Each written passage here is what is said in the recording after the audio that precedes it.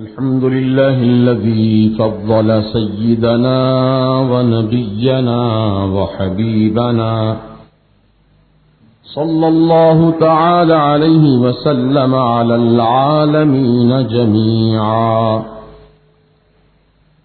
وأقامه يوم القيامة للمذنبين المتلوثين الخطائين الهالكين شفيعا. أشهد أن لا إله إلا الله وحده لا شريك له، لا ضد له لا ند له لا مثل له لا مثال له. وأشهد أن سيدنا وسندنا وحبيبنا وطبيبنا ووكيلنا وكفيلنا ورؤوفنا ورحيمنا وكريمنا ومأوانا وملجانا ومولانا محمدا عبده ورسوله، صلى الله تعالى عليه وعلى آله وأصحابه وعلى أتباعه وعلى أتقيائه، خصوصا منهم على سيدنا وسيد الكل وشيخنا وشيخ الكل وغوثنا وغوث الكل سيدنا بمحمد الشيخ عبد القادر الحسني الحسيني الجعفري الجيلاني رضي الله تعالى عنه وعلى جميع وصوله الكرام وعلى جميع فروعه الفخام وعلى جميع مشائخه العظام رضوان الله تعالى عليهم أجمعين. أما بعد،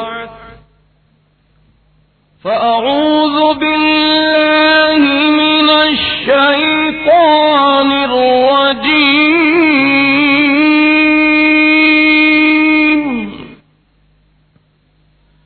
بسم الله الرحمن الرحيم.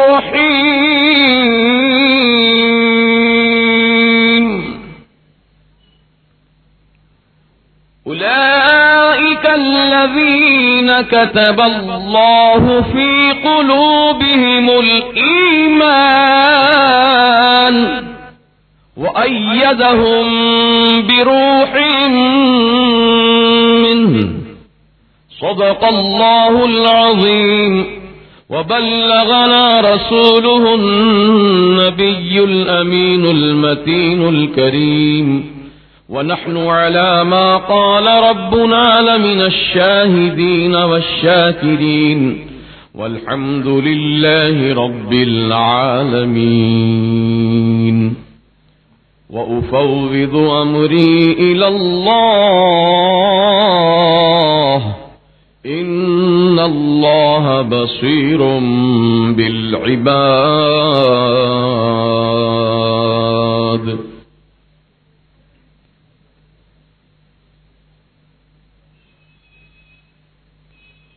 معزز علماء باوقار، تنظیم رضائے مصطفیٰ کے جمیع عہدیدار و اراکین،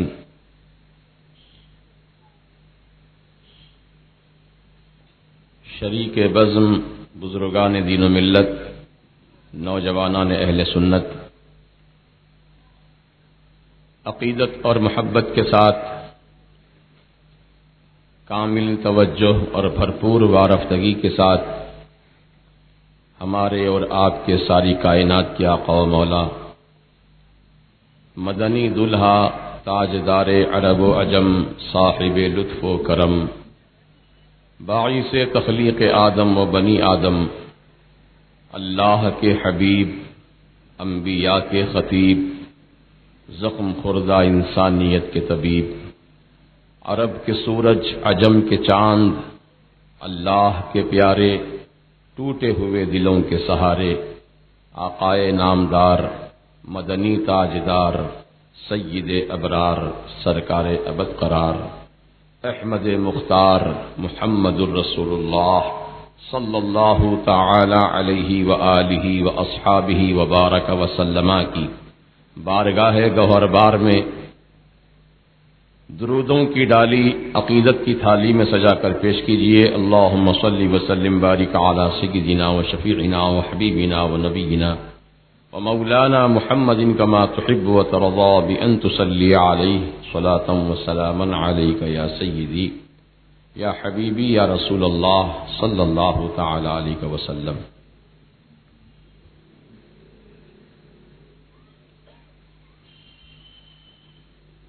آج کے اس جلسے کا عنوان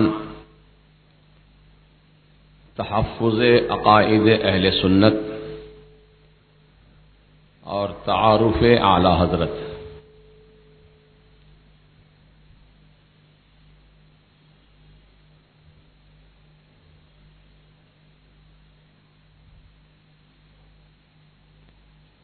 ان بنیادی عنوانات پر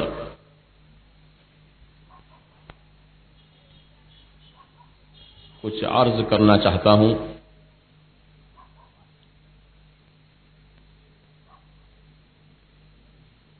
الحمدللہ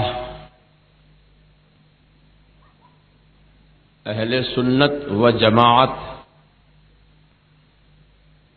یہ رسول پاک صلی اللہ علیہ وسلم کے زمانے سے چلی آ رہی ہے۔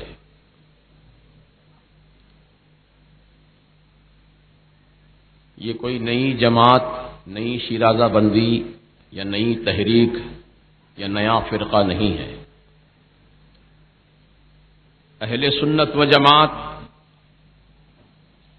اللہ کے رسول کے مبارک دور سے چلی آ رہی ہے، اور سارے صحابہ اہل سنت، سارے تابعین، تبع تابعین، ائمہ، مجتہدین، محدثین، مفسرین، جمیع اولیاء کرام، ان سبوں کا تعلق اہل سنت و جماعت سے ہے۔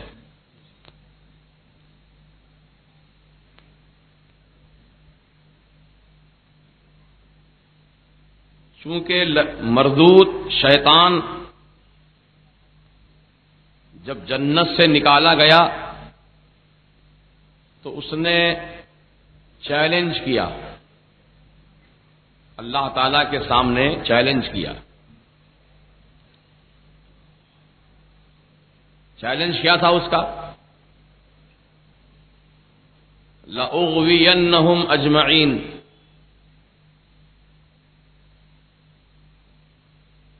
اے اللہ تیرے عزت و جلال کی قسم، میں اولاد آدم کا اغوا کروں گا، ان کو گمراہ کروں گا۔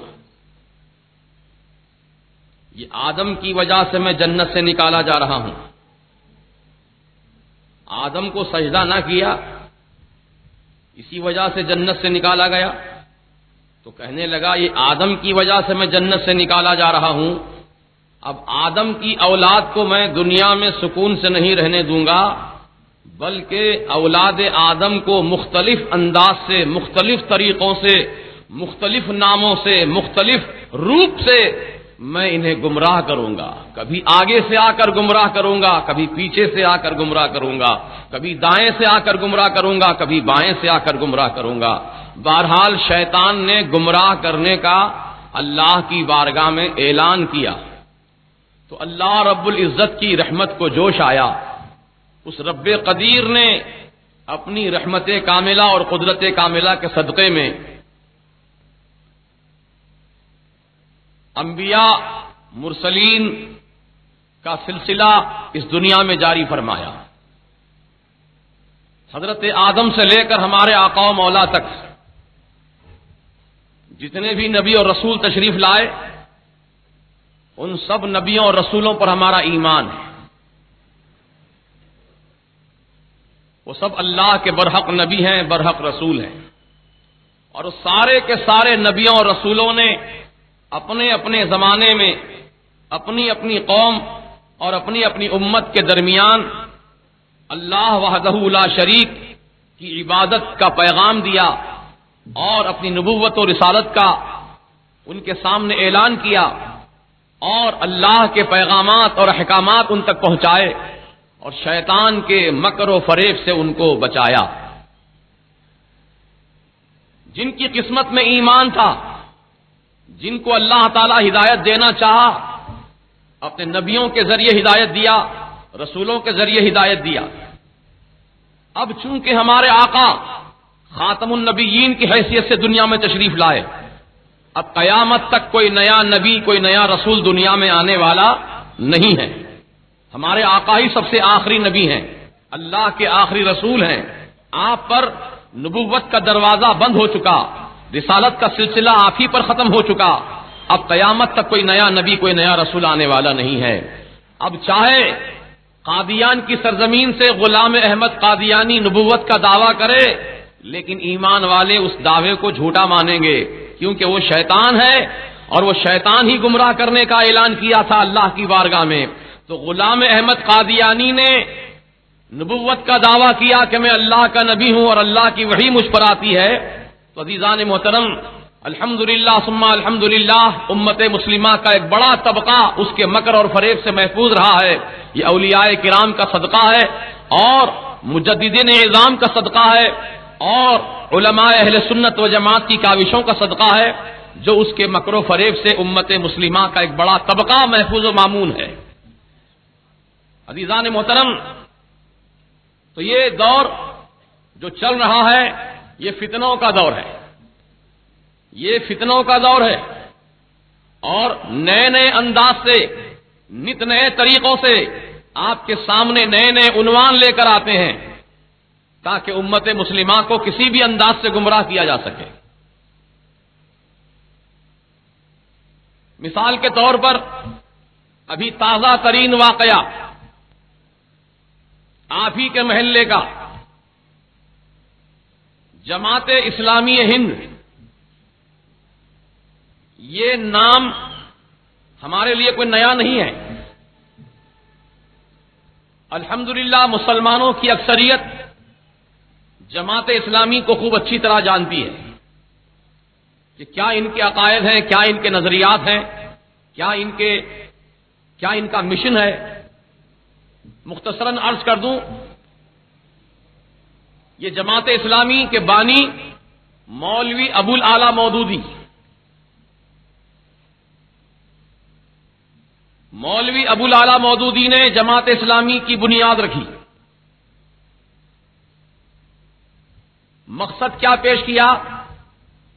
اقامت دین، دین کو قائم کرنا، یہ ان کی جماعت کا مقصد. اور یہی یہ نعرہ لگاتے پھرتے ہیں کہ اللہ کی زمین پر ہم اللہ کا دین قائم کریں گے، اللہ کی زمین پر اللہ کا دین قائم کریں گے. لیکن کوئی ان سے یہ تو پوچھ لے کہ اللہ کے دین کو قائم کرنا بے شک بہت اچھی بات ہے، بہت پیاری بات ہے، لیکن اے مدعیان اقامت دین، ذرا تم خود اپنا جائزہ لو. پہلے یہ دیکھو کہ تم کتنے دین پر قائم ہو، تم کتنے دین اسلام پر قائم ہو. ذرا اپنا جائزہ لو، اپنا لباس دیکھو، اپنی شکل دیکھو، اپنے طور طریقے دیکھو، اپنا لٹریچر دیکھو. یہی وہ جماعت اسلامی ہند ہے جس کے بانی مولوی ابوالعالی مودودی نے پردہ نام کی کتاب لکھی، اور اس کتاب کے اندر ہمارے آقا کو چرواہا لکھا.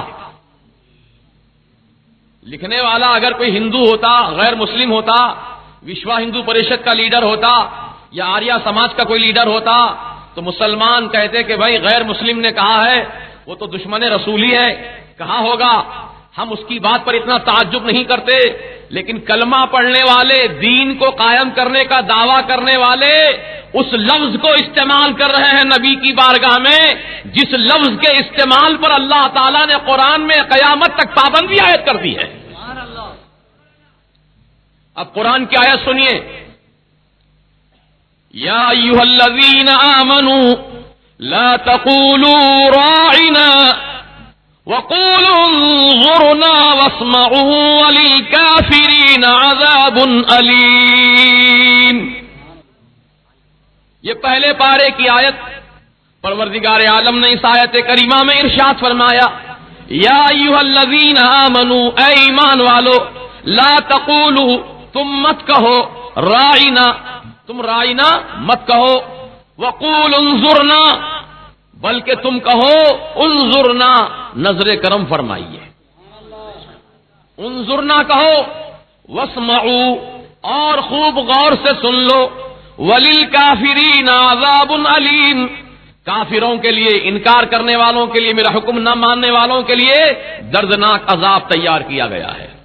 آیت کی ابتدا ایمان والوں سے ہو رہی ہے، اور آیت کا اختتام کافرین کے ذکر پر ہو رہا ہے، ان کے عذاب علیم کے ذکر پر ہو رہا ہے۔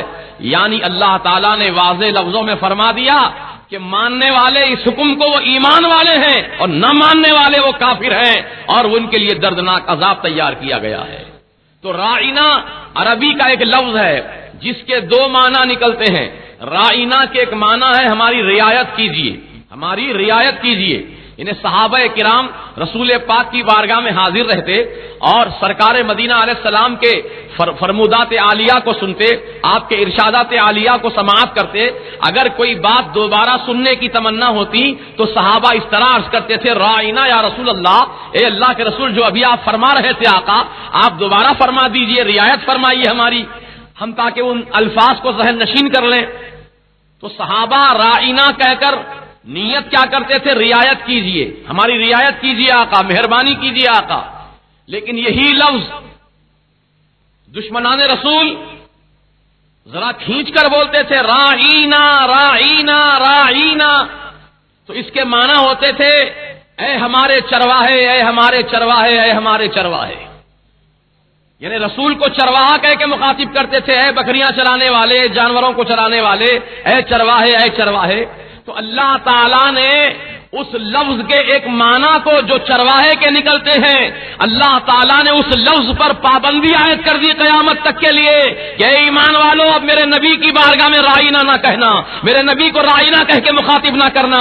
اگر تمہیں کچھ کہنا ہی ہو تو یوں کہنا، انظرنا یا رسول اللہ، انظرنا یا حبیب اللہ، انظرنا یا رسول اللہ، اے اللہ کے رسول نظر کرم فرمائیے۔ انظرنا کے معنی نظر کرم فرمائیے، نظر رحمت فرمائیے۔ تو اللہ تبارک و تعالیٰ نے چرواہا کہنے پر پابندی عائد کر دی، راعینا کہنے پر پابندی عائد کر دی۔ تو جس لفظ کے کہنے پر اللہ نے پابندی عائد کی ہے، یہ جماعت اسلامی کے بانی مولوی ابو العلا مودودی نے اپنی پردہ نام کی کتاب کے اندر یہ لکھا ہے، عرب کا ان پڑھ چرواہا، ان پڑھ بھی لکھا اور رسول کو چرواہا بھی لکھا۔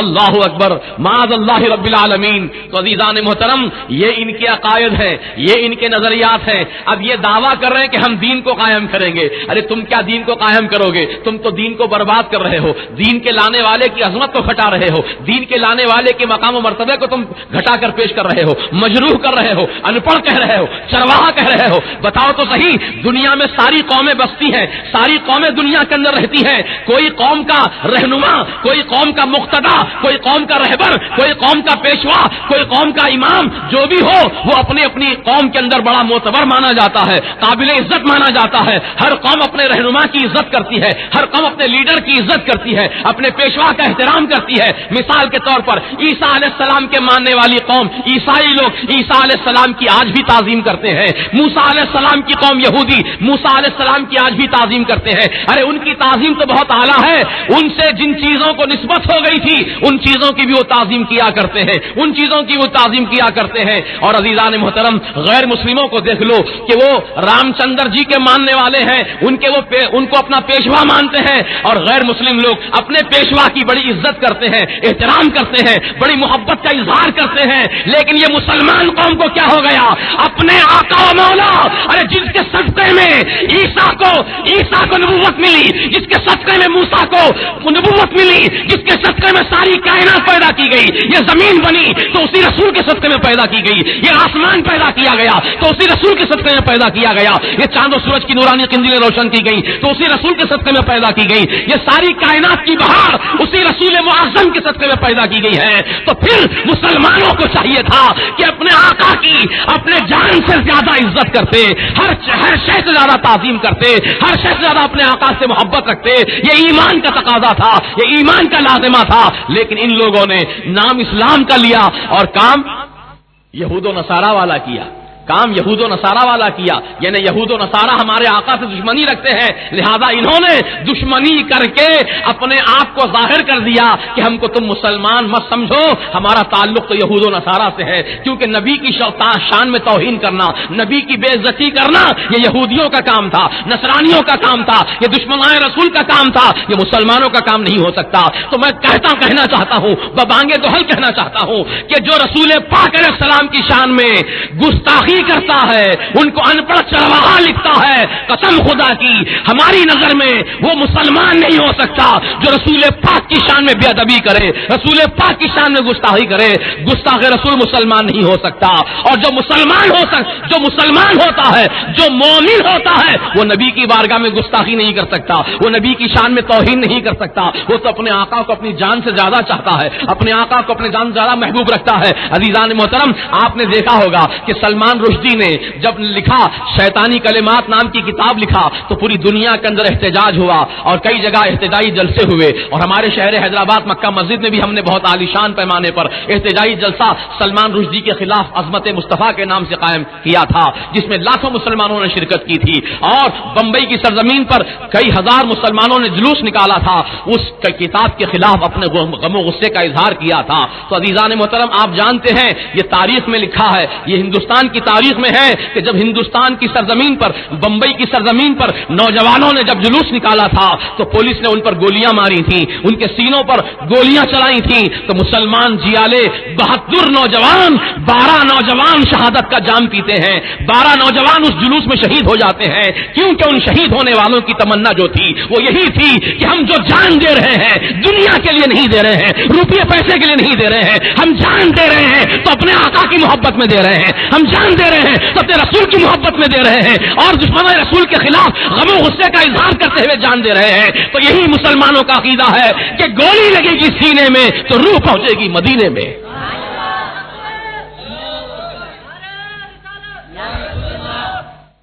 تو یہ دشمنان اسلام کا کام ہوتا ہے نبی کی شان میں توہین کرنا، نبی کی عظمت کو گھٹانا۔ مسلمان نہیں کر سکتا یہ کام، جو مسلمان ہوگا وہ ایسا کام ہرگز نہیں کر سکتا، یاد رکھو آپ۔ تو اب کہنے کا مطلب اور مدعا میرا یہ ہے کہ انہوں نے اپنا روپ کو ظاہر کر دیا، اور انہوں نے اپنے تمام عقائد کو کتابوں میں چھاپ کر عام کر دیا۔ اب کوئی ڈھکی چھپی بات تو رہی نہیں، سب جانتے ہیں ان کے عقائد کیا ہیں، ان کے نظریات کیا ہیں، ان کی تعلیمات کیا ہیں۔ تو اب نئے نام سے، نئے عنوان سے، نیا روپ لے کر، نیا چہرہ لے کر، نیا مکھوٹا لے کر ہماری قوم کے درمیان آئے ہیں۔ اب رہبری کریں گے تمہاری، ہم رہبر کا رہبر بن کر آئے ہیں۔ رہبر کے معنی ہوتے ہیں راستہ دکھانے والا۔ رہبر کے یہ معنی نہیں ہوتے ہیں کہ راستہ دکھانے کا دعویٰ کر کے راستے میں لوٹ لے اس کو،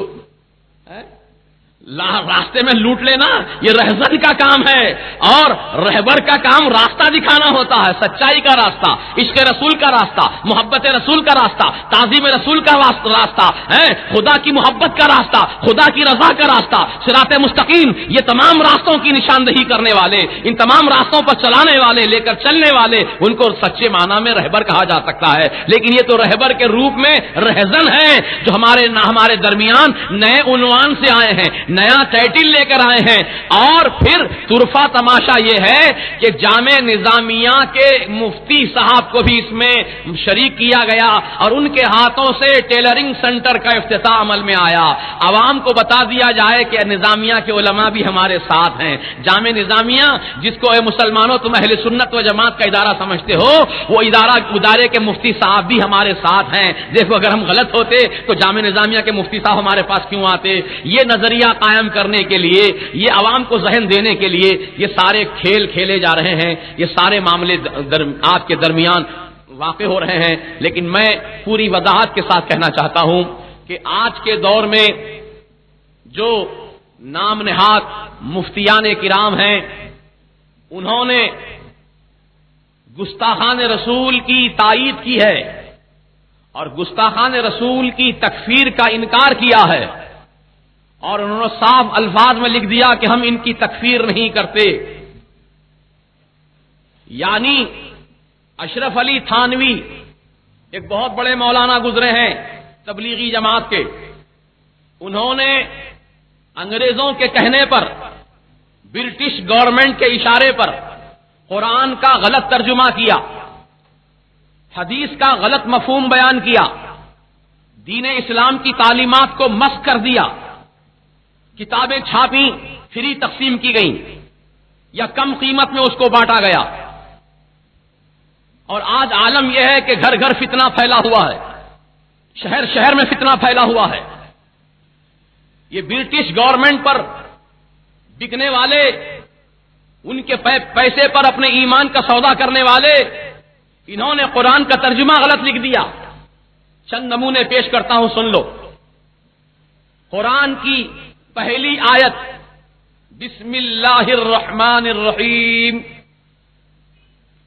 ہے نا، قرآن یہیں سے آغاز ہو رہا نا بھائی، بسم اللہ الرحمن الرحیم۔ اب یہ اور بات ہے کہ ہم بسم اللہ پڑھنے سے پہلے اعوذ باللہ پڑھتے ہیں، کیونکہ اللہ کا حکم ہے فَإِذَا قَرَأْتَ الْقُرْآنَ فَاسْتَعِذْ بِاللَّهِ مِنَ الشَّيْطَانِ الرَّجِيمِ۔ جب تم قرآن پڑھنا چاہو تو اللہ تبارک و تعالیٰ کی پناہ لے لو شیطان مردود کے شر سے، یعنی اللہ کی پناہ میں آ جاؤ، کیونکہ شیطان بھٹکانے کا وعدہ کر کے آیا تھا نا، تم کو گمراہ کر سکتا ہے، اس لیے تم اللہ کی پناہ میں آ جاؤ، پھر قرآن کی تلاوت کرو۔ تو دوستو اور بزرگوں، تو بسم اللہ الرحمن الرحیم کا انہوں نے ترجمہ یہ لکھا، شروع کرتا ہوں میں اللہ کے نام سے جو بڑا مہربان ہے اور رحم فرمانے والا ہے۔ شروع کرتا ہوں میں اللہ کے نام سے۔ دعویٰ کچھ اور ہو رہا ہے اور عمل کچھ اور ہو رہا ہے۔ اب الفاظ پہ آپ غور کیجئے، شروع کرتا ہوں میں، تو کہاں سے شروع کر رہے ہوں؟ بولیے۔ شروع کرتا ہوں میں اللہ کے نام سے، شروع کرتا ہوں، شروع کا لفظ پہلے بیان کیا، پھر کرتا ہوں، پھر میں، پھر اس کے بعد اللہ کا نام لیا۔ پہلے میں بول رہے ہیں، بعد میں اللہ کا نام، جبکہ اللہ کا نام پہلے لینا چاہیے تھا نا۔ اور شروع کرتا ہوں میں اللہ کے نام سے، یہ ترجمہ لکھا اور یہ مردوں کے لیے لکھا۔ عورت اگر کوئی ترجمہ پڑھنا چاہے اس بسم اللہ شریف کا تو وہ کیا ترجمہ کرے گی؟ کیا عورت بھی یہی پڑھے گی، شروع کرتا ہوں میں؟ تمہارا ترجمہ ناقص، ادھورا۔ شروع کرتا ہوں میں اللہ کے نام سے۔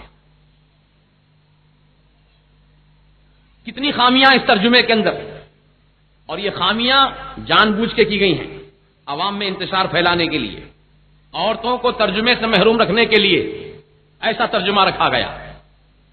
شروع کرتا ہوں میں اللہ کے نام سے۔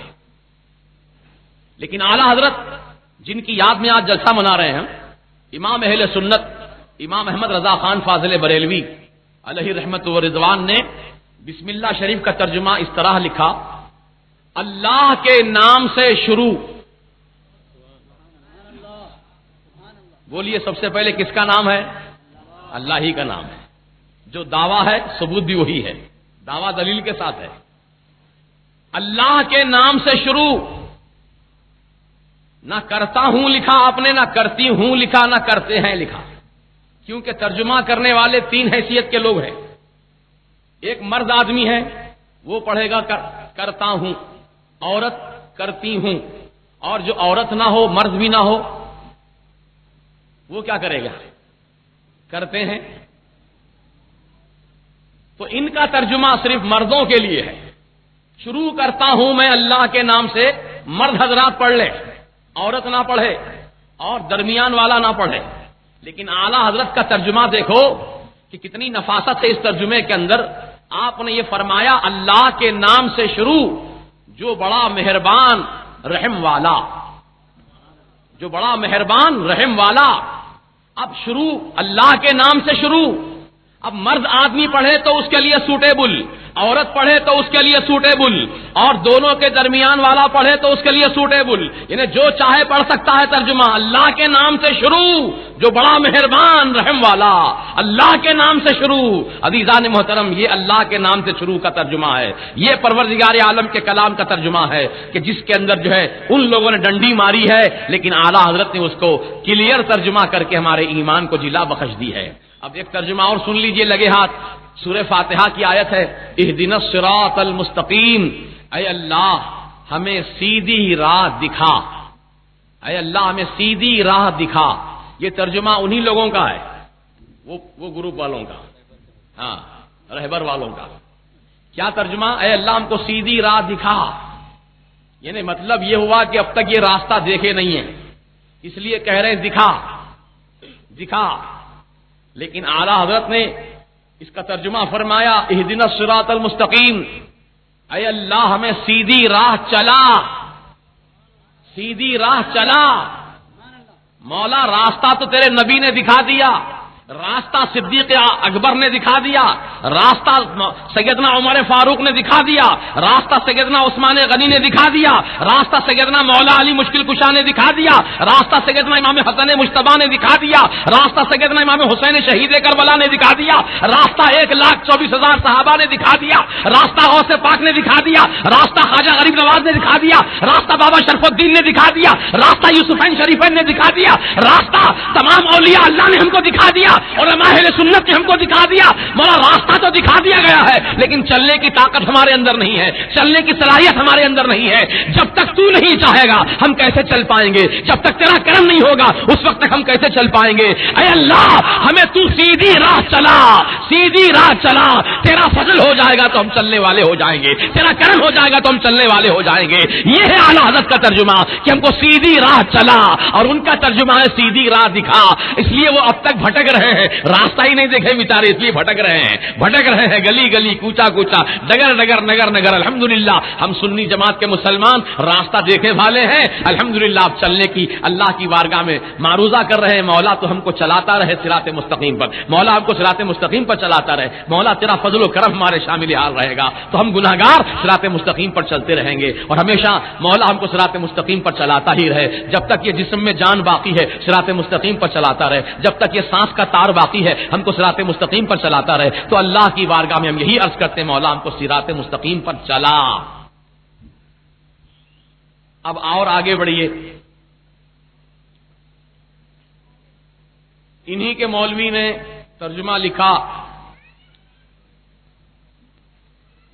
وَلَمَّا يَعْلَمِ اللَّهُ الَّذِينَ جَاهَدُوا.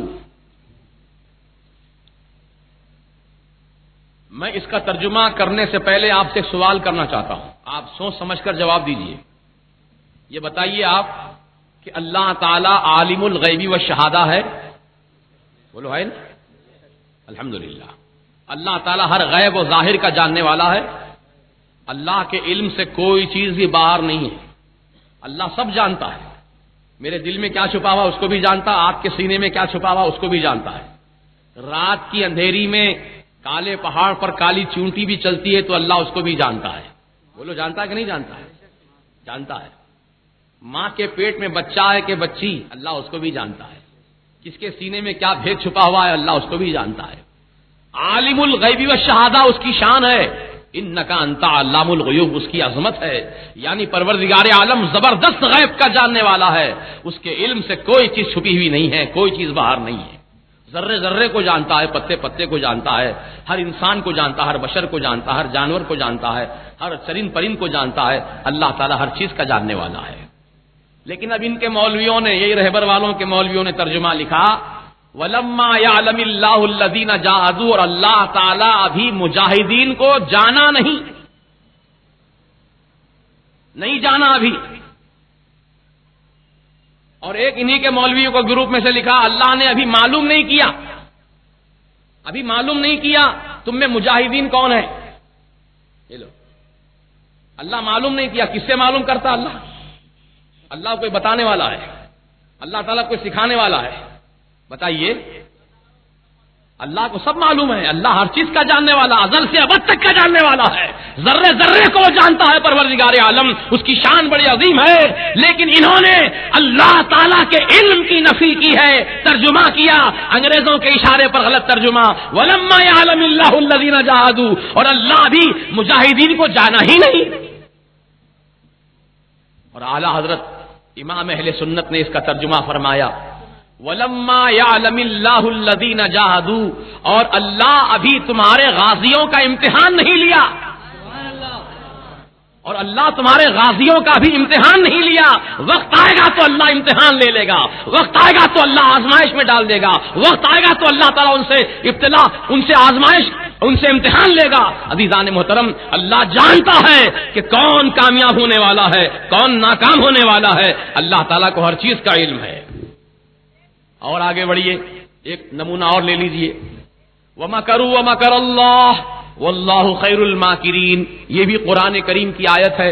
اس کا ترجمہ لکھا یہ مولویوں نے، بکاؤ مولویوں نے. کیا لکھا؟ کافروں نے چال چلی تو اللہ نے بھی چال چلی، اور اللہ بہترین چال چلنے والا. معاذ اللہ ثم معاذ اللہ. کافروں نے چال چلی تو اللہ نے بھی چال چلی، اور اللہ بہترین چال چلنے والا. عزیزو، چال چلنا کس کو کہتے ہیں؟ بولیے ذرا، چال چلنا کسے کہتے ہیں؟ ہم اپنے دکنی محاورے میں کہتے ہیں بڑا چالو ہے. چالو کس کو بولتے؟ جو مکار، دھوکے باز، فراڈی ہوتا اس کو بولتے چالو. بولتے نہیں بولتے؟ تو اللہ تعالیٰ کے لیے ایسا لفظ کہنا جو اس کی شان و عظمت کے خلاف ہو. اللہ تعالیٰ چال چلنے والا ہے. اللہ چال چلتا؟ اللہ تو چلنے پھرنے سے پاک ہے. اللہ تعالیٰ مکر اور فریب سے پاک ہے. اللہ تعالیٰ کسی کو دھوکہ نہیں دیتا. اللہ تعالیٰ کسی سے جھوٹا وعدہ نہیں فرماتا. اللہ تعالیٰ جھوٹ نہیں فرماتا.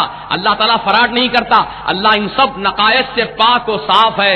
اللہ کی ذات منزہ اور مبرہ ہے، ہر عیب سے پاک ہے اللہ کی ذات. تو پھر اللہ کو چال چلنے والا کہنا اللہ پر گویا عیب لگانا ہے، اللہ کی ذات پر حرف گیری کرنا ہے. اور اللہ کی ذات جبکہ پاک و صاف ہے، ہر عیب سے پاک و صاف ہے. لیکن میرے اعلیٰ حضرت نے کیا ترجمہ فرمایا، آپ سنو اس کا.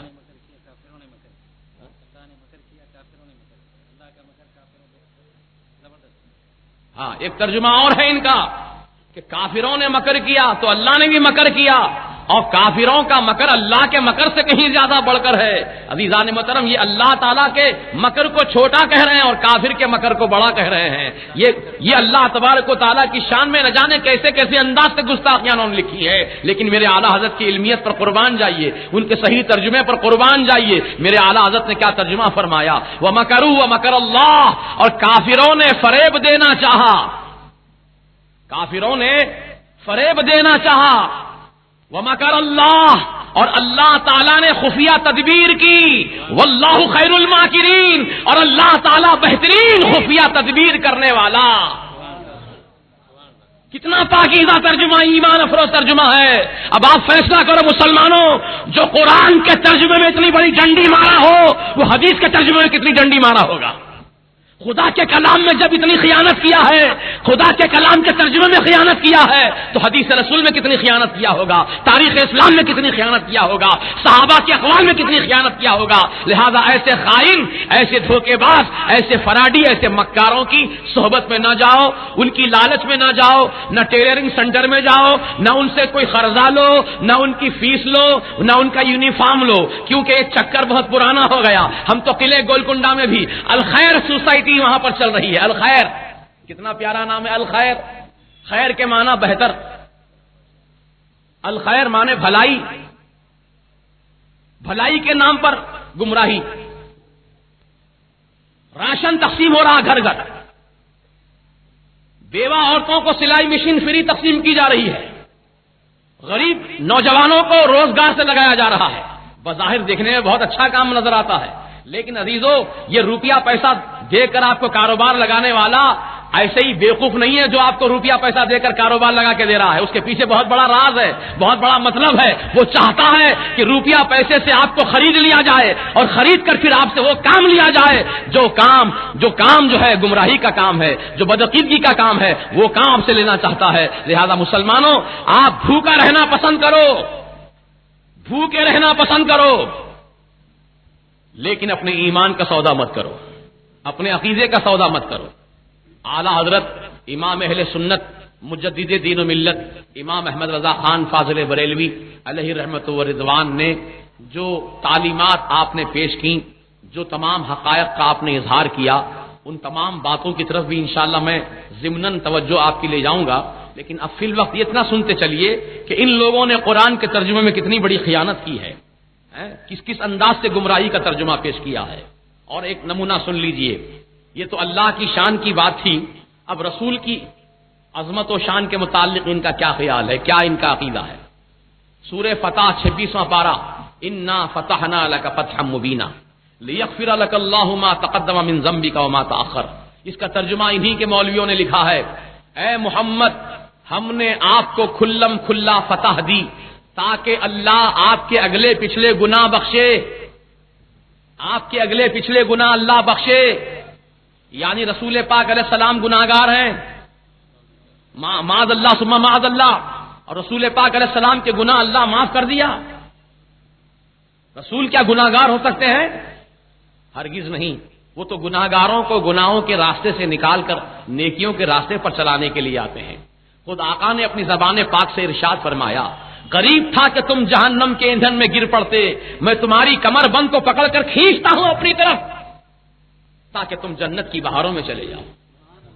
رسول پاک علیہ السلام ہم کو جہنم میں گرنے سے بچانے کے لیے آئے ہیں, جہنم میں ڈھکیلنے کے لیے نہیں, جہنم سے بچانے کے لیے آئے ہیں اور جنت کی بہاروں میں پہنچانے کے لیے آئے ہیں. نبی گناہگار نہیں ہو سکتا, نبی معصوم ہوتے ہیں. بولو, نبی معصوم ہوتے ہیں. معصوم کے معنی ابتدا سے لے کر انتہا تک, آغاز سے لے کر اختتام تک, یعنی محض سے لے کر لحد تک زندگی نبی کی معصوم ہوتی ہے. ہر لمحہ ان کا معصوم ہوتا ہے. نبی سے گناہ سرزد نہیں ہو سکتا. اللہ تبارک و تعالی ان کو تمام گناہوں سے محفوظ رکھتا ہے, گناہوں سے بچائے رکھتا ہے.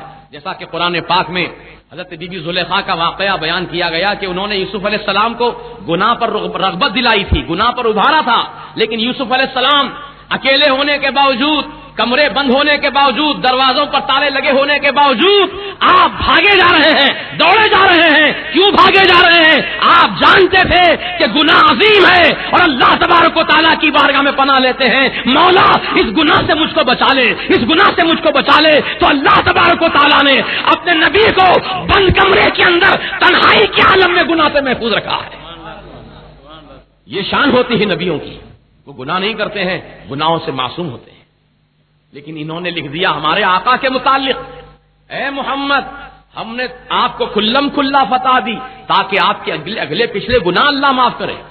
لیکن میرے اعلیٰ حضرت نے کیا ترجمہ کیا, آپ سنو ایمان افروز ترجمہ, انا فتحنا لک فتحا مبینا, بے شک اے حبیب ہم نے تم کو روشن فتح دی, اے حبیب ہم نے تم کو روشن فتح دی.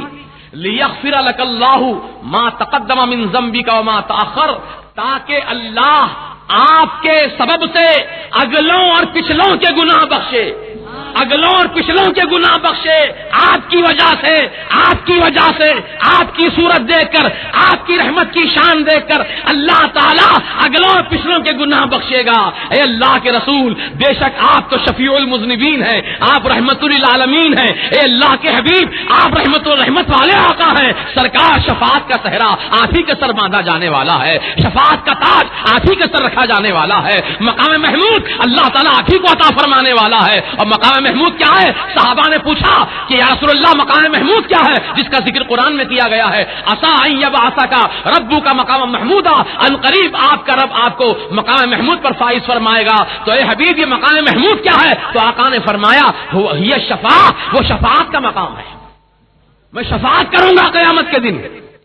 اور صحابہ نے پوچھا تھا یا رسول اللہ محشر کے میدان میں جبکہ سارے انسان سارے انسان جمع ہوں گے، حضرت آدم سے لے کر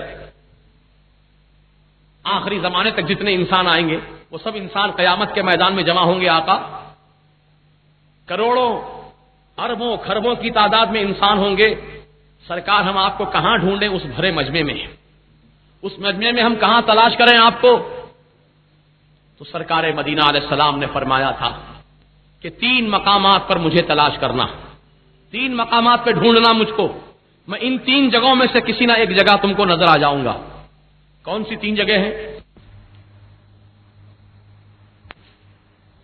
انشاءاللہ تعالی سرکار مدینہ علیہ السلام نے فرمایا تھا کہ 3 مقامات پر مجھے تلاش کرنا، 3 مقامات پہ ڈھونڈنا مجھ کو، میں ان 3 جگہوں میں سے کسی نہ ایک جگہ تم کو نظر آ جاؤں گا۔ کون سی 3 جگہ ہیں؟ پہلے کوثر پر تلاش کرنا کہ میں وہاں کھڑا ہو کر میں اپنی امت کے پیاسوں کو کوثر کا جام بھر بھر کے پلاتا رہوں گا۔ العطش العطش کی سزائیں بلند ہوں گی، پیاس پیاس۔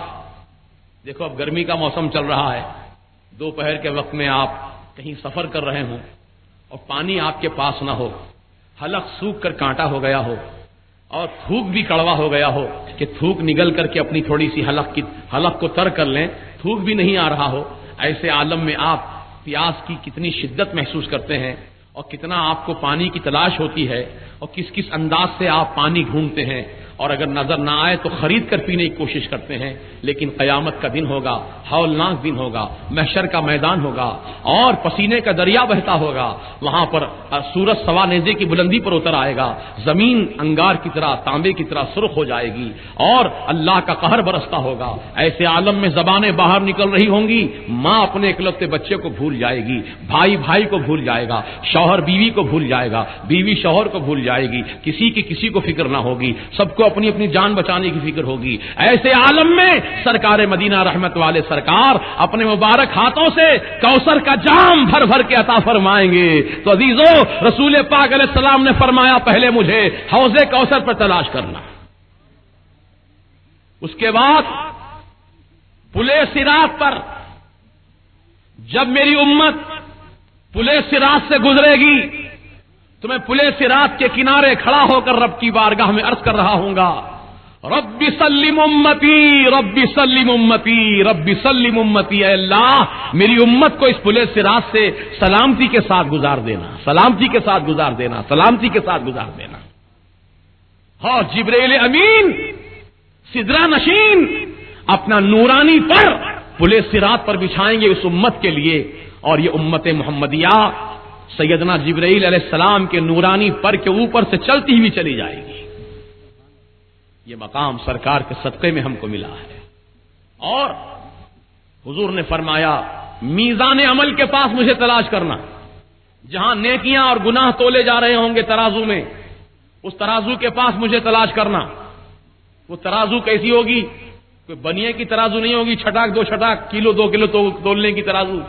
وہ ترازو کے متعلق تفسیر میں آیا ہے کہ وہ ترازو کا ایک ایک پلڑا اتنا بڑا، اتنا بھاری بھرکم ہوگا کہ ترازو کے ایک پلڑے میں اگر 7 آسمان اور 7 زمین رکھ دیے جائیں تو ایسے معلوم ہوگا کہ 7 روپے کے سکے رکھے ہوئے ہیں۔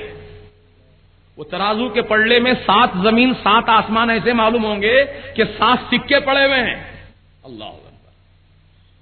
وہ ترازو اتنی بڑی ہوگی ترازو، اور حضور کیا کر رہے ہوں گے؟ اپنی امت کی بخشش کا سامان کر رہے ہوں گے۔ ایک امتی کے گناہ بہت زیادہ ہوں گے، نیکیاں بہت کم ہوں گی۔ آقا فوراً اپنی جیب سے پرچی نکالیں گے، ایک کاغذ نکالیں گے اور نیکیوں والے پلڑے میں رکھ دیں گے۔ امتی دیکھے گا کہ سرکار مدینہ علیہ الصلوۃ والسلام جس امت کے نیکیوں والے پلڑے میں وہ کاغذ کا ٹکڑا آپ رکھیں گے تو نیکیوں کا پلڑا بھاری بھرکم ہو جائے گا، وزنی ہو جائے گا۔ وہ امتی عرض کرے گا یا رسول اللہ آخر یہ کاغذ میں ہے کیا چیز جو میری نیکیوں کا پلڑے کو اتنا وزنی بنا ڈالی؟ تو میرے آقا فرماتے ہیں یاد کر دنیا میں تو نے اس کاغذ کے اوپر مجھ پر ایک مرتبہ درود شریف لکھا تھا، درود شریف تو نے لکھا تھا اس کاغذ کے اوپر، یہ وہی کاغذ ہے جو آج تیری نجات کا ذریعہ بن رہا ہے۔ اللہ! تو ہمارے آقا تو رحمت والے سرکار وہ شفاعت والے آقا، وہ شفاعت کا تاج انہی کے سر باندھا گیا ہے. تو ایسے نبی کے متعلق کہنا کہ نبی کے اگلے پچھلے گناہ بخش دیے، بلکہ نہیں، بلکہ اللہ تعالیٰ اپنے نبی کی صورت سے، اپنے نبی کی وجہ سے امت کے گناہ بخشے گا، امت کے گناہ معاف فرمائے گا. یہ مراد ہے وہاں. اور سورہ ضحیٰ کی ایک آیت کا ترجمہ بھی سن لیجئے، وَوَجَدَكَ ضَالًّا فَهَدَىٰ. یہ سورہ ضحیٰ کی آیت ہے. اس آیت کا ترجمہ یہی رہبر والے مولویوں نے لکھا ہے، اے محمد ہم نے تم کو شریعت سے بے خبر پایا سو ہدایت کا راستہ دکھا دیا. معاذ اللہ ثم معاذ اللہ. ہم نے تم کو بھٹکتا پھرتا پایا تو ہدایت دے دی. کسی نے لکھا اے محمد ہم نے تم کو گمراہ پایا تو تم کو راستہ ہدایت کا دے دیا. نہ حضور کبھی گمراہ ہوئے، نہ کبھی بھٹکتے پھرے، نہ کبھی شریعت سے بے خبر ہوئے، بلکہ میرے آقا تو اللہ کی بارگاہ سے ہدایت یافتہ دنیا میں تشریف لائے ہیں. ثبوت قرآن سے میں پیش کرنا چاہتا ہوں. اللہ پاک نے فرمایا هو الذی ارسل رسولہ بالہدی ودین الحق. اللہ کی وہ ذات ہے جس نے اپنے رسول کو دنیا میں بھیجا، ہدایت کے ساتھ بھیجا اور سچے دین کے ساتھ بھیجا. ایسا نہیں کہ دنیا میں آنے کے بعد ہدایت دی گئی ہو. ارے دنیا میں آنے سے پہلے ہی وہ ہادی بن کر آ رہے ہیں، وہ داعی اللہ بن کے آ رہے ہیں، سراجا منیرہ بن کے آ رہے ہیں، بشیر و نذیر بن کے آ رہے ہیں. یہ اللہ تبارک و تعالیٰ نے اپنے حبیب کو مقام و مرتبہ عطا فرما دیا. تو یہ لکھے ہیں ترجمہ اس کا، وَوَجَدَكَ ضَالًّا فَهَدَىٰ. اے محمد ہم نے تم کو گمراہ پایا تو ہدایت دے دی. لیکن اعلیٰ حضرت کیا فرماتے ہیں اس آیت کا ترجمہ؟ اعلیٰ حضرت نے لکھا اے حبیب ہم نے تم کو اپنی محبت میں خود رفتہ پایا تو اپنی طرف راہ دی. اے محبوب ہم نے تم کو اپنی محبت میں خود رفتہ پایا. یعنی حضور علیہ الصلوۃ والسلام غار حرا تشریف لے جاتے تھے. آپ تو جانتے ہیں واقعہ، حضور غار حرا تشریف لے جاتے تھے، صبح سے شام تک غار حرا میں تشریف رکھتے تھے اور آپ اللہ کی یاد میں مصروف ہو جاتے تھے، اللہ کے ذکر میں مصروف ہو جاتے تھے، اللہ کی بندگی اور اس کی عبادت میں مصروف ہو جاتے تھے. تو اللہ تعالیٰ اسی کیفیت کو بیان فرما رہا ہے، اے محبوب ہم نے تم کو اپنی محبت میں ڈوبا ہوا پایا، اپنی محبت میں خود رفتہ پایا، اپنی محبت میں کھویا ہوا پایا. اے محبوب ایسے ہماری محبت میں آپ ڈوبے ہوئے تھے کہ جبرائیل بھی آ کر آپ کو کہتے ہیں اقرا پڑھو اقرا پڑھو تو آپ کہتے تھے مانا بھی قاری میں نہیں پڑھتا. ہماری محبت میں آپ ایسے ڈوبے ہوئے تو ہم نے اپنی طرف راہ دی. یعنی معراج کی شب آپ کو اپنی بارگاہ میں دلہا بنا کر بلایا. اللہ تعالیٰ تو اپنے نبی کی عظمت بیان کر رہا ہے اور یہ چور دین کے نبی کی عظمت کو گھٹا رہے ہیں. بتاؤ یہ تم دین کو قائم کرنا چاہتے ہو؟ ہم کو ایسے دین کی ضرورت نہیں ہے جو ہمارے عقیدے کو برباد کرے، ہمارے ایمان کو تباہ کرے.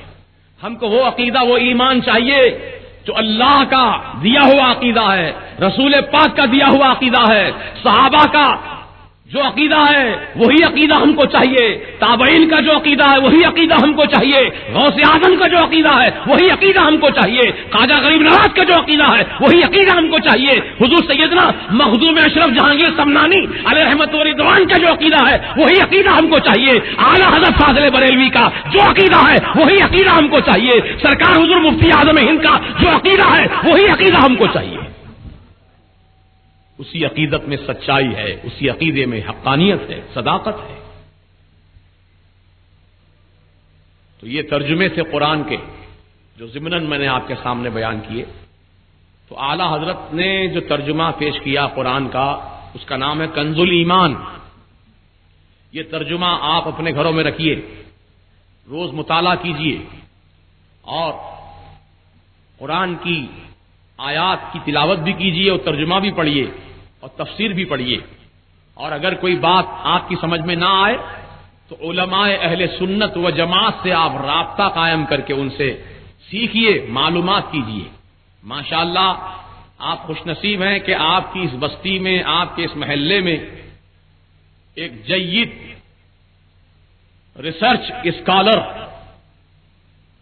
اور دینی تعلیمات پر عبور رکھنے والے اور خصوصاً اہل سنت و جماعت کے عقائد کی بھرپور ترجمانی کرنے والے آپ کی اس بستی میں رہتے ہیں. میری مراد حضرت مولانا سید معیز الدین اشرفی صاحب جو اسٹیج پر رونق افروز ہیں، یہ آپ ہی کے علاقے میں رہتے ہیں.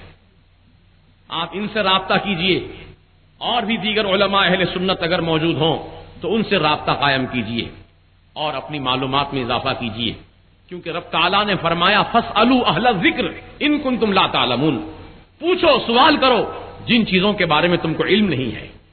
تم سوال کرو گے تبھی تو ہم کو معلوم ہوگا تم کیا جاننا چاہتے ہو. عزیزان محترم، جیسا کہ آج تنظیم رضائے مصطفیٰ نے 2 عنوان قائم کیے، ایک تحفظ عقائد اہل سنت و جماعت اور دوسرا تعارف اعلی حضرت. یہ 2 چیزوں کو ہماری قوم جاننا چاہتی ہے کہ عقائد اہل سنت و جماعت کا تحفظ کیسے ہو اور اعلی حضرت کا تعارف کیا ہے. کون ہے اعلی حضرت؟ کیا ہے اعلی حضرت؟ تو عزیزان محترم سن لو. اعلی حضرت کا نام احمد رضا خان، آپ کی ولادت باسعادت شہر بریلی محلہ جسولی سن 1856 عیسوی میں 16 جون کو ہوئی، مطابق 10 شوال. آپ کی ولادت باسعادت ایسے گھرانے میں ہوئی جو علمی گھرانہ ہے، جو علماء کا گھرانہ ہے. آپ کے والد ماجد کا نام حضرت علامہ مولانا شاہ نقی علی خان صاحب، انہی کے فرزند دلبند ہیں اعلی حضرت امام احمد رضا خان فاضل بریلوی علیہ رحمت و رضوان. آپ کی ولادت 1856 میں ہوئی اور 1856 میں آپ کی پیدائش ہوئی اور 1857 عیسوی کے بعد ہی سے ہندوستان میں وہابیت کا فتنہ پھیلنا شروع ہوا. آپ کے پیدا ہونے کے 1 سال کے بعد وہابیت کا فتنہ پھیلنے لگا. تو اللہ تعالی نے امام احمد رضا خان کو مجدد بنا کر پیدا کیا، مجدد بنا کر پیدا کیا.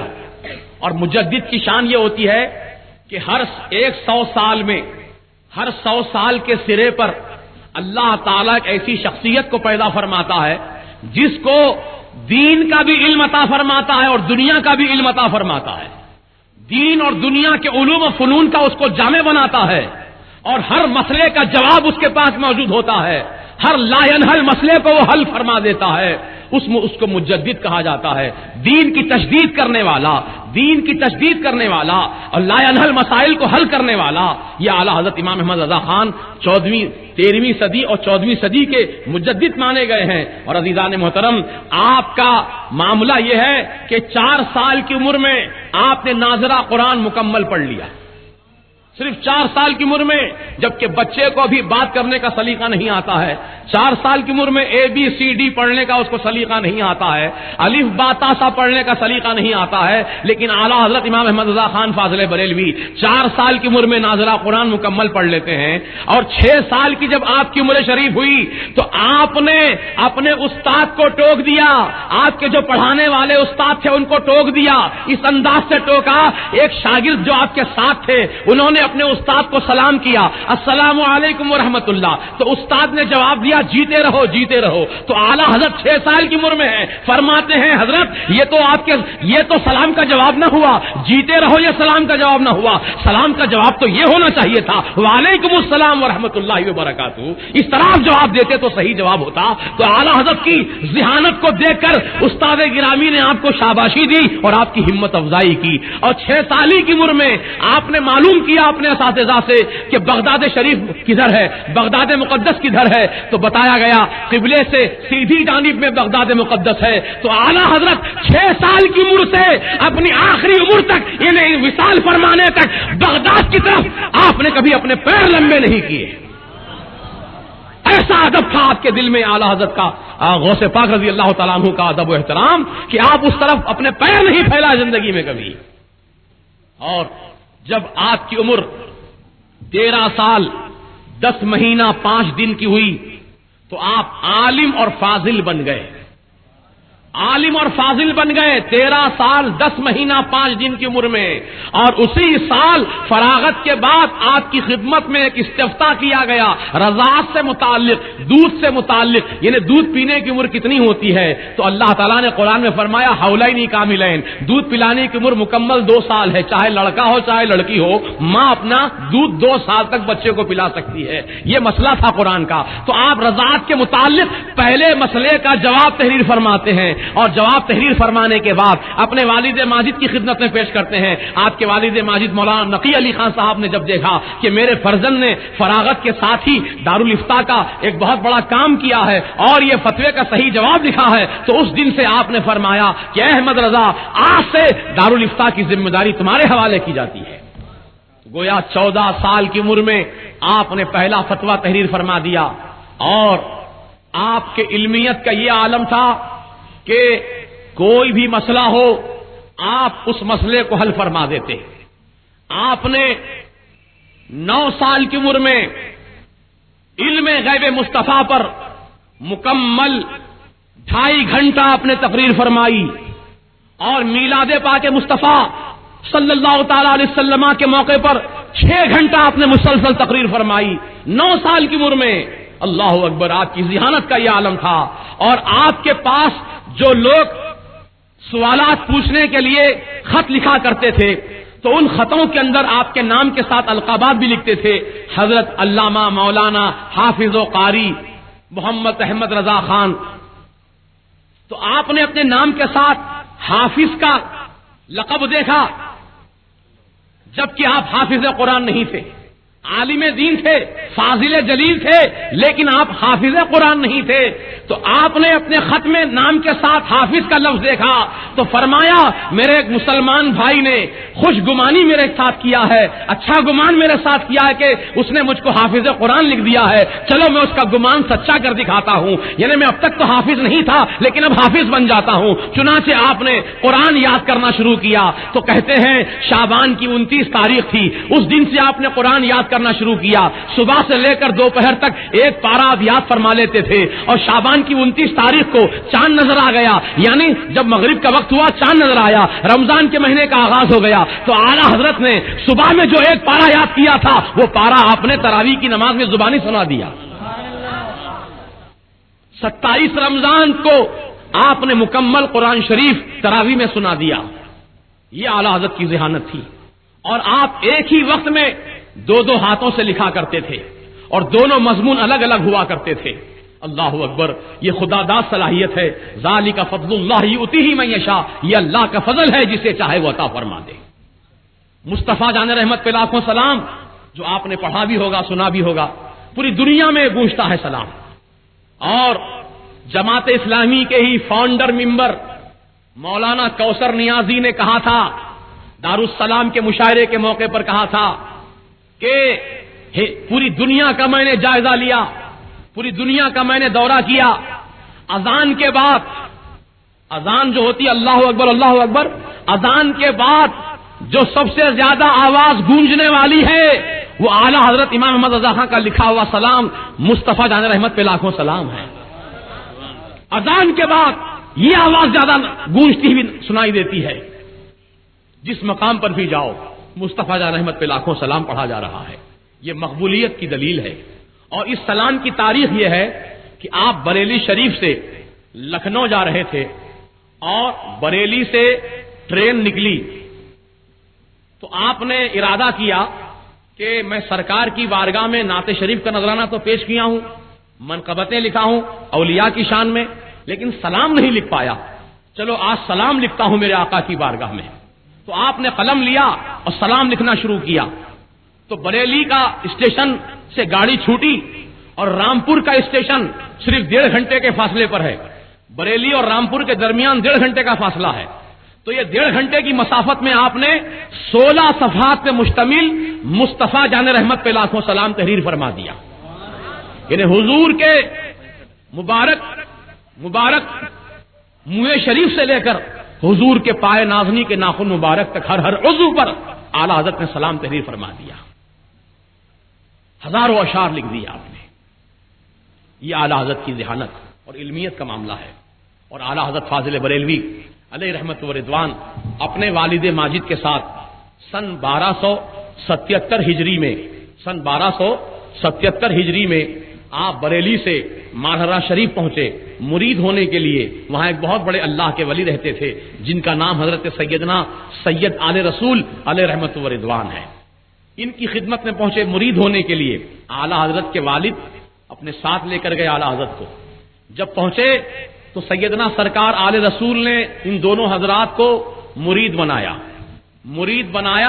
مرید بنانے کے ساتھ ہی خلافت بھی دے دی، خرقہ بھی عطا فرمایا، اجازت بھی عطا فرما دی.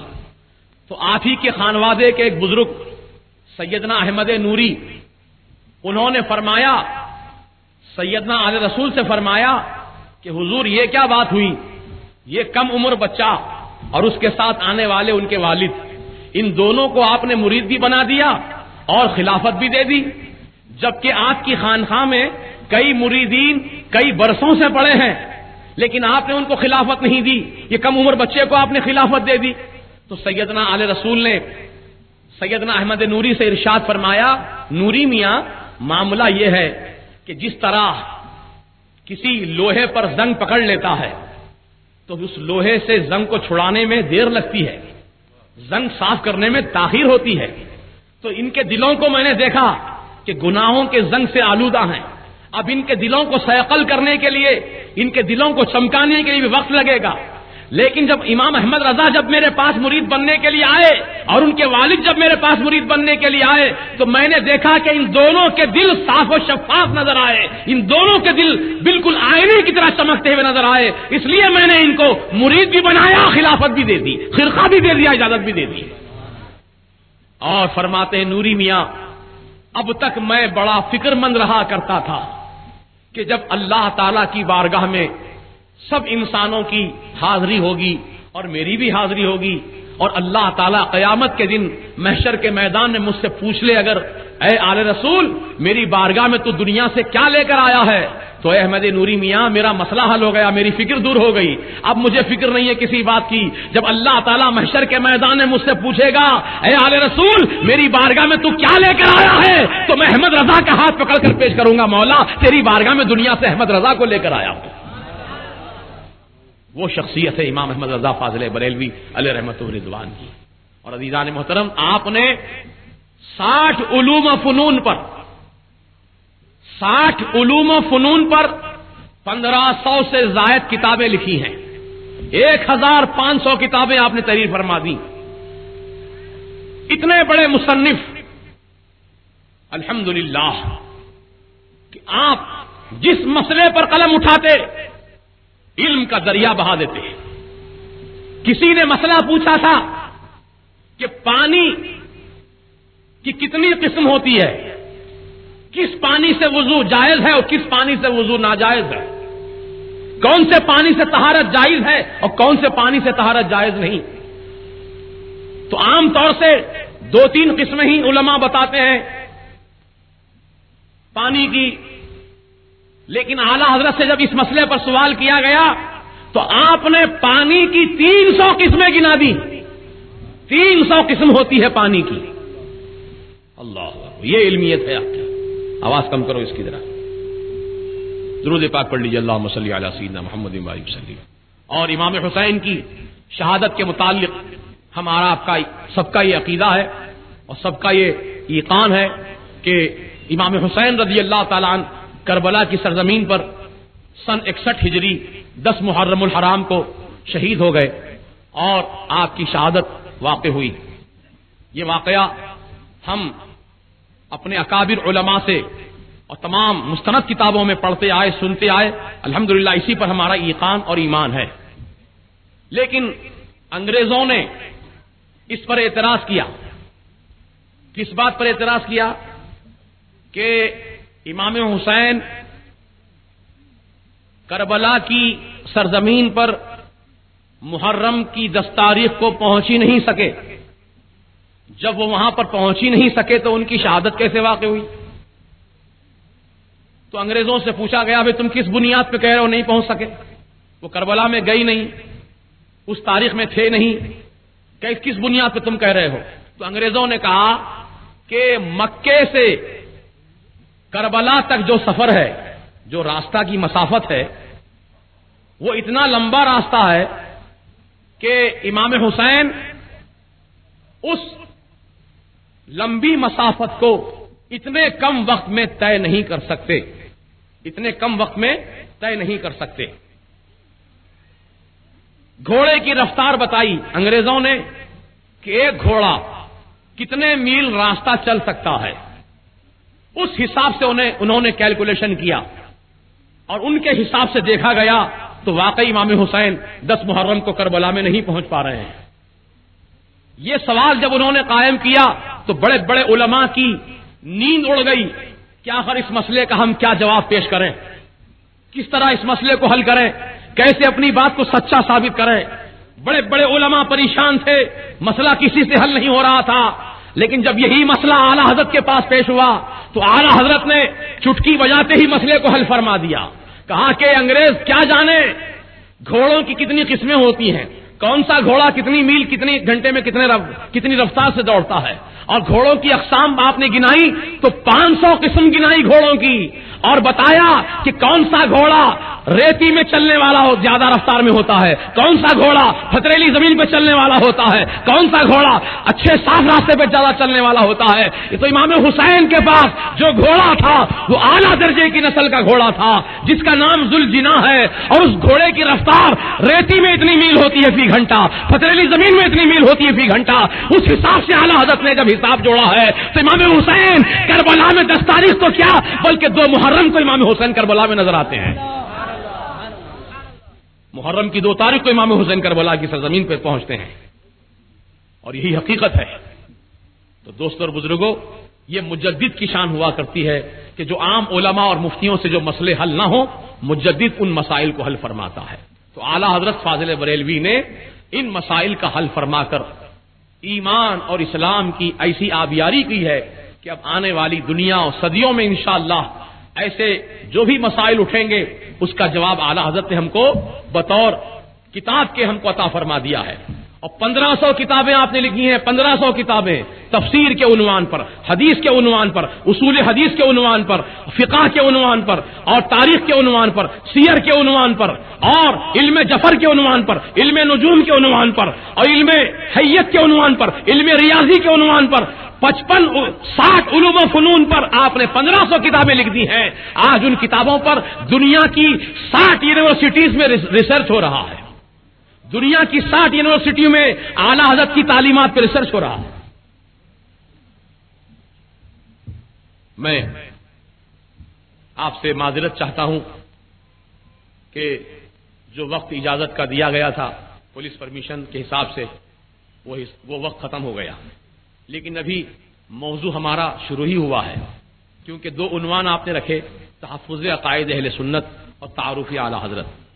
تو ابھی دونوں عنوان بھی تشنا طلب، ابھی دونوں عنوان تشنا ہیں، اور دونوں عنوانوں پر سیر حاصل گفتگو نہ ہو سکی، لیکن وقت پورا ہو گیا۔ اب کیا کیا جائے، اب اس مسئلے کا حل کیسے ہو؟ اگر ہمارے ذمہ داران پولیس کے احباب اگر تھوڑا سا وقت ہمیں عنایت کر دیں تو ہم انشاءاللہ 10 منٹ کے اندر اندر ہماری بات ہم سمیٹ کر اپنا جلسہ ختم کر لیتے ہیں۔ 10 منٹ زیادہ نہیں، انشاءاللہ ہم صلاۃ و سلام کے لیے کھڑے ہو جائیں گے۔ تو اعلیٰ حضرت فاضل بریلوی علیہ رحمت و رضوان کے تعلق سے ایک آخری بات میں آپ سے عرض کر دوں۔ آپ کا سب سے اہم پہلو جو تھا، زندگی کا اہم پہلو اور آپ کی تعلیمات کا اہم پہلو، اس پہلو کو میں آپ کے سامنے بیان کر دیتا ہوں۔ اعلیٰ حضرت نے فرمایا کہ خدا سے اور خدا کے رسول سے محبت کرو۔ توجہ ادھر رکھیے، آپ بہت اہم چیز ہے، اپنی پوری تقریر کا خلاصہ نچوڑ پیش کر رہا ہوں اب آپ کے سامنے۔ اعلیٰ حضرت نے فرمایا اللہ سے اور اللہ کے رسول سے محبت کرو، محبت رکھو۔ اللہ اور اللہ کے رسول سے جہاں محبت کرنے کا آپ نے ہم کو سلیقہ اور طریقہ بتایا، وہیں آپ نے یہ بھی فرمایا، قرآن و حدیث کی روشنی میں فرمایا، الحب فی اللہ والبغض فی اللہ کے روشنی میں فرمایا کہ خدا کے دشمنوں سے اور خدا کے رسول کے دشمنوں سے دشمنی کرو۔ خدا اور رسول سے محبت ضروری، اور خدا اور رسول کے دشمنوں سے دشمنی بھی ضروری، اس کے بغیر محبت پوری نہیں ہوتی. الحب فی اللہ والبغض فی اللہ، اللہ کے لیے محبت، اللہ کے لیے دشمنی. تو اعلیٰ حضرت فاضل بریلوی علیہ رحمت و رضوان کا ایک واقعہ میں عرض کر دیتا ہوں کہ آپ کی خدمت میں ایک بدعقیدہ آدمی ملاقات کے لیے آیا، کسی کا سہارا لے کر آیا، کہا کہ میں فلاں شہر سے آ رہا ہوں، میں فلاں جماعت سے متعلق ہوں. تو جماعت معلوم ہے کہ بدعقیدہ جماعت ہے. تو اعلیٰ حضرت کے سامنے آ کر مولانا محمد رضا صاحب عرف ان کا ننھے میاں ہے، وہ فرمانے لگے حضور ایک شخص بہت دور دراز کا سفر کر کے آ رہا ہے، حیدرآباد دکن سے آ رہا ہے اور وہ رافضی ہے، آپ سے ملاقات کرنا چاہتا ہے. ابھی یہ گفتگو چلی رہی تھی کہ وہ شخص جو مہمان بن کر آیا تھا وہ وہاں پر پہنچ گیا. مولانا محمد میاں صاحب نے اس آنے والے سے کرسی پر بیٹھنے کے لیے کہا، وہ کرسی پر بیٹھ بھی گیا. لیکن اعلیٰ حضرت کا ایمان و عقیدہ دیکھو کہ آپ نے اس کی طرف توجہ نہیں کی، نہ اس سے کوئی بات چیت کی، نہ اس سے کوئی خیریت دریافت کی، نہ اس کی طرف آپ نے نظر کی، بلکہ وہ شخص بہت دیر بیٹھا رہا. اعلیٰ حضرت اس کی طرف دیکھ ہی نہیں رہے، اپنے دوسری طرف مصروف ہیں، آپ دوسرے گفتگو میں لگے ہوئے ہیں. تو وہ شخص سمجھ گیا کہ مجھ سے گفتگو نہیں کرنا چاہتے، میری طرف دیکھنا بھی نہیں چاہتے ہیں، وہ اٹھ کر چلا گیا. تو مولانا محمد میاں صاحب جو تھے انہوں نے اعلیٰ حضرت سے فرمایا کہ حضور یہ بھی کیا اخلاق ہوئے آپ کے، کم از کم اس آنے والے دور دراز کا سفر کر کے آیا، حیدرآباد دکن سے آیا، کہاں حیدرآباد کہاں بریلی، 3 دن کا راستہ طے کر کے آیا ہے اور آپ سے ملاقات کرنا چاہتا تھا، کم از کم کچھ توجہ ہی اس کی طرف کر لیتے تو آپ کا کیا بگڑتا. تو میرے اعلیٰ حضرت کو جلال آ گیا، فرمایا ننھے میاں سنو، ہمارے اکابر پیشوا نے ہم کو ایسے ہی اخلاق کی تعلیم دی ہے، ہمارے اکابر نے، ہمارے پیشوا نے ہم کو ایسے ہی اخلاق سکھائے ہیں. کیا تم کو نہیں معلوم سیدنا عمر فاروق رضی اللہ تعالیٰ عنہ کا دور خلافت ہے، آپ مسجد نبوی شریف سے نماز پڑھ کے اپنے گھر واپس جا رہے ہیں کہ راستے میں ایک اجنبی مسافر ملا، کھانے کا سوال کیا، آپ نے فرمایا چلو میرے ساتھ گھر. آپ کے گھر پہنچا، خادم کو حکم دیا دسترخوان بچھاؤ، دسترخوان بچھایا، کھانا لگا دیا گیا. وہ مسافر آدمی کھانا کھاتے کھاتے کچھ وہ بدعقیدگی کی بات کر گیا، بد مذہبیت کی بات کر گیا. سیدنا عمر فاروق رضی اللہ عنہ کو جلال آ گیا. آپ نے خادم سے فرمایا فوراً کھانا اس کے سامنے سے اٹھا لو، اس کا کان پکڑ کے گھر کے باہر کر دو. اللہ اکبر. تو اعلیٰ حضرت نے واقعہ بیان کر کے فرمایا ہمارے اکابر پیشوا نے ہم کو ایسے ہی اخلاق سکھائے ہیں، جو بد مذہب ہوگا، جو بد عقیدہ ہوگا، ہم اس کو ایسا ہی کریں گے. ہمارے آقا نے بھی ایسا ہی کیا تھا کہ مسجد نبوی شریف کے اندر سے منافقین کا نام لے لے کر میرے آقا نے باہر نکالا تھا. ہم بھی منافقین سے ایسے ہی جو ہے دوری اختیار کریں گے، ان سے بے تعلقی کا اظہار کریں گے. یہ محبت کی دلیل ہے، یہ محبت کا ثبوت ہے. یہ محبت نہیں ہے کہ ادھر تم رسول کی محبت کا بھی دعویٰ کرو، ادھر دشمنان رسول کو بھی گلے لگاؤ، دشمنان رسول سے بھی ملاقات کرو، ان کو اپنے اسٹیجوں کی زینت بناؤ، ان کی محفلیں سجاؤ. یہ اہل سنت و جماعت کا وتیرہ نہیں ہو سکتا. یہ بات میں اس لیے کہہ رہا ہوں کیونکہ نام نہاد مفتیوں نے جب گستاخان رسول کی تکفیر کا انکار کر دیا، کہا کہ ہم ان کی تکفیر نہیں کرتے ہیں، تو گویا من شک فی کفرہ و عذابہ فقط کفر، گستاخ رسول کے کفر میں اور اس کے عذاب میں جو شک کرے گا وہ شک کرنے والا بھی کافر ہو جائے گا. تو اب غور کرو مسلمانوں، جنہوں نے ان کو کافر ماننے سے پسو پیش کیا ہے اور بلکہ انکار کیا ہے، اب ایسے لوگوں سے ہمارا کیا رشتہ ناتا ہو سکتا ہے، ایسے لوگوں سے ہمارا کیا تعلق ہو سکتا ہے. لہذا ہم اپنے عقیدے اور ایمان کی حفاظت کریں. اور آج کل ایک نئی بات چھیڑی جا رہی ہے، یہ مسلک اعلیٰ حضرت کیا چیز ہے، یہ مسلک کہاں سے آیا. مسلک تو امام اعظم ابو حنیفہ کا ہے، مسلک تو سیدنا امام شافعی کا ہے، مسلک امام احمد بن حنبل کا ہے، مسلک سیدنا امام مالک کا ہے. یہ مسلک اعلیٰ حضرت کیا چیز ہے؟ تو عزیزان محترم، مسلک اعلیٰ حضرت در حقیقت مسلک امام اعظم ابو حنیفہ ہی ہے. امام اعظم ابو حنیفہ کا جو مسلک ہے وہی مسلک اعلیٰ حضرت کا ہے.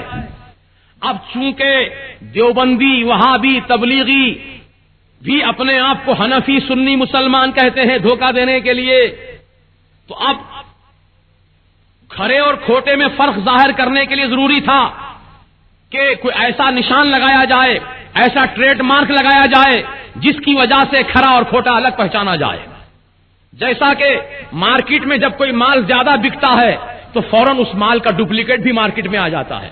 تو اب ڈپلیکیٹ مال کو اور اصلی مال کو پہچاننے کے لیے کمپنی والا اپنا خصوصی ٹریڈ مارک لگاتا ہے اور اس کا اعلان کرتا ہے لوگوں نقالوں سے بچو, ڈپلیکیٹ مال سے بچو, ہمارے اصلی مال کی پہچان یہ ہے کہ اس پر ایسی مہر لگی ہوگی, اس پہ ایسا مونوگرام بنا ہوا ہوگا, ایسا نشان لگا ہوا ہوگا, سمجھ لینا یہ اصلی مال ہے, اور جس پہ ایسا نشان نہیں ہوگا سمجھ لینا وہ کھوٹا مال ہے. تو عزیزو, آج کے دور میں جو وہابی بھی اپنے آپ کو سنی کہہ رہے ہیں اور سنی بھی حقیقت میں اپنے آپ کو سنی کہہ رہے ہیں, تو اصلی سنی میں اور نقلی سنی میں قائم کرنے کے لیے مسلک اعلی حضرت کا مونوگرام لگانا پڑا, ٹھپا لگانا پڑا, تاکہ اصلی اور نقلی میں پہچان ہو جائے, کھرے کھوٹے میں تمیز ہو جائے. کیونکہ اعلی حضرت کا جو چاہنے والا ہوتا ہے, اعلی حضرت کی تعلیمات کو جب ماننے والا ہوتا ہے, وہ نبی کی شان میں گستاخی نہیں کر سکتا, وہ اہل نبی کی شان میں گستاخی نہیں کر سکتا, وہ رسول پاک علیہ السلام سے محبت کرتا ہے, عشق کرتا ہے. کیسا عشق کرتا ہے؟ میرے اعلی حضرت کی تعلیمات دیکھو, میرے اعلی حضرت کی خدمت میں جب کوئی حاجی صاحب آتے ملاقات کے لیے تو میرے اعلی حضرت پوچھتے, بتاؤ حاجی صاحب مدینہ شریف گئے کہ نہیں گئے, سرکار کی بارگاہ میں حاضری دی کہ نہیں دی؟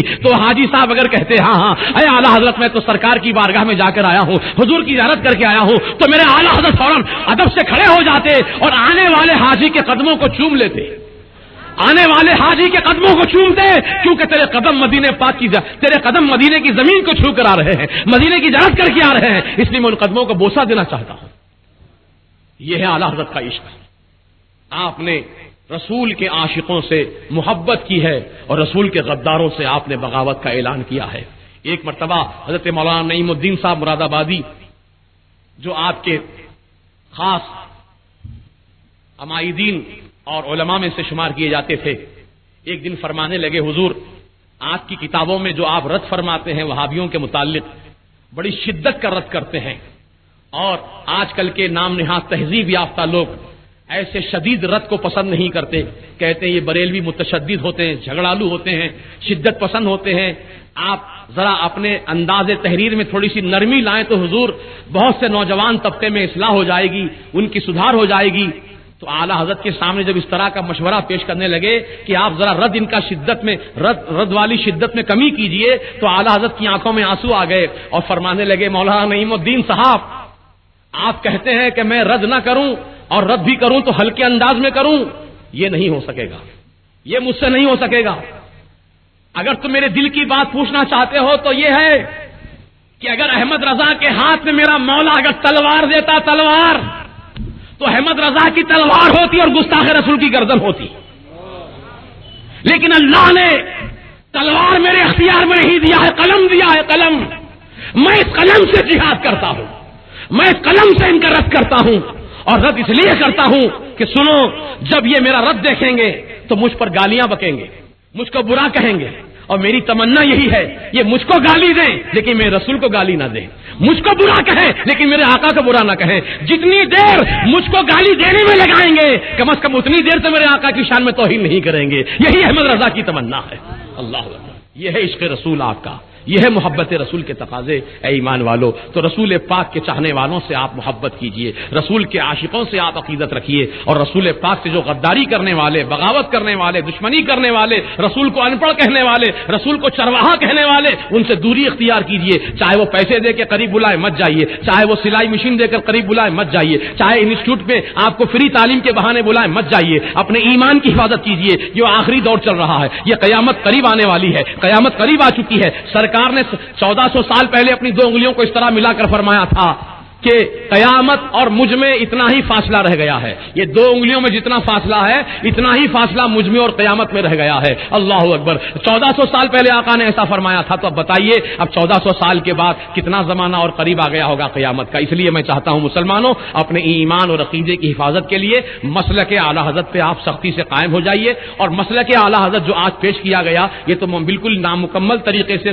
وقت کے تنگی کے لحاظ سے مختصر باتیں پیش کی گئی. انشاءاللہ آنے والے ہمارے جو تنظیم رضا کے اجتماعات ہوں گے مسجد اللہ میں, اللہ مسجد میں جو مرکز ہے تنظیم رضا مصطفیٰ کا, انشاءاللہ وہاں پر علماء کرام بھی وقتاً فوقتاً آتے رہیں گے اجتماعات میں ہر اتوار کو, اور وہاں پر انشاءاللہ مفصل طریقے سے اعلیٰ حضرت کی تعلیمات اور مسلک آپ کے سامنے بیان کیا جائے گا، اور انشاءاللہ زندگی سلامت رہے تو پھر کسی موقع سے آپ کی بارگاہ میں آنے کی میں سعادت حاصل کروں گا۔ حضرت علامہ مولانا سید معیز الدین اشرفی صاحب جنہوں نے اپنا وقت بھی مجھے عنایت کیا، اللہ تعالیٰ ان کو جزائے خیر عطا فرمائے، اور ان کے علمی فیوز و برکات سے اللہ تعالیٰ عوام الناس کو اور زیادہ سے زیادہ مستفید اور مستنیر ہونے کی توفیق رفیق عطا فرمائے۔ حضرات گرامی، اب کھڑے ہو جائیے، سرکار کی بارگاہ میں صلاۃ و سلام پیش کریں۔